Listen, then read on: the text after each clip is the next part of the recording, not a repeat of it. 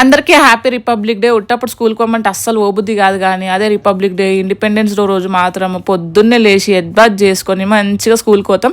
ఇంకా మా పిల్లల్ని అయితే పొద్దున్నే లేపినాను. పెద్దోనికి స్కూల్ ఉంటే చిన్నోని ఎందుకు లేపుతారు అక్క అని మీకు డౌట్ రావచ్చు. మా పెద్దోనికి డ్రెస్ తెచ్చినప్పుడు చిన్నోడు ఒకటే ఏడుస్తుంది నాకు కూడా కావాలని. లక్కీలీ పెద్దోడిది పాత డ్రెస్ ఉందనమాట, అది చిన్నోనికి వేసి చూస్తే కరెక్ట్ సెట్ అవుతుంది.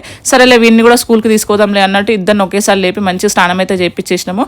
మా చిన్నోడు అయితే ప్రతిరోజు 12 గంటలకు లేస్తాడు. ఈ రోజు ఏమో పొద్దున్నే లేపినాను, కానీ ఎక్కడ ఏడుస్తాడేమో కొంచెం టెన్షన్ పడ్డా, కానీ వాడు ఇంత కూడా ఏడవకుండా నీట్గా రెడీ అవుతుంది. చూడండి, పిల్లలకి ఏంటంటే కొత్త బట్టలు వేసి ఇట్లా కొత్తగా రెడీ చేసి ఇంట్రెస్టింగ్గా రెడీ అవుతారు కదా. మా చిన్నోడు చూడండి ఎంత క్యూట్ ఉన్నాడో.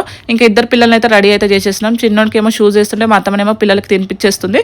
ఇంకా పిల్లలు తినిపించేసిన తర్వాత మేము అందరం కలిసి మా గగన్ వాళ్ళ స్కూల్ దగ్గరికి అయితే బయలుదేరిపోయినాం. స్కూల్కి వెళ్ళి అక్కడ కూర్చునేసరికి నాకైతే మా స్కూలే గుర్తుకొచ్చింది. మా స్కూల్ అయిపోయి కూడా 10 years అవుతుంది, కానీ నిన్న మొన్ననే అయిపోయినట్టు అనిపిస్తుంది. నిన్న మొన్ననే మన స్కూల్ అయిపోయింది అనే లోపు మన పిల్లలు కూడా స్కూల్కి పోతారు. చూసినారా రోజులు ఎంత తొందరగా గడిచిపోతున్నాయో. ఏది మిస్ అయినా మిస్ అవ్వకుండా, స్కూల్ డేస్ మాత్రం అస్సలు మిస్ అవ్వకండి. స్కూల్లో ఉన్న ఎంజాయ్మెంట్ మన లైఫ్లో ఎప్పుడు ఉండదు. స్కూల్లో ఒక్కసారి మిస్ అయితే లైఫ్ లాంగ్ మిస్ అయిపోతాం. మేమైతే స్కూల్లో మస్తు ఎంజాయ్ చేసేవాళ్ళం. నాకైతే ఇప్పటికీ ఆ మెమరీస్ అన్నీ గుర్తుకున్నాయి. ఇప్పటికి నేను అందరినీ మిస్ అవుతా, కానీ ఏం చేస్తాం చెప్పండి, ఎవరు బిజీలో వాళ్ళు ఉన్నారు, కలవలేని సిచ్యువేషన్. ఇంకా ఎవరి లైఫ్ వాళ్ళదే కాబట్టి మూవ్ ఆన్ అవుతూనే ఉండాలి. ఇంకా పిల్లల ఎంజాయ్మెంటే మనం ఎంజాయ్మెంట్ అనుకోవాలి. ఫైనలీ మా రిపబ్లిక్ డే అయితే ఇట్లా అయిపోయింది.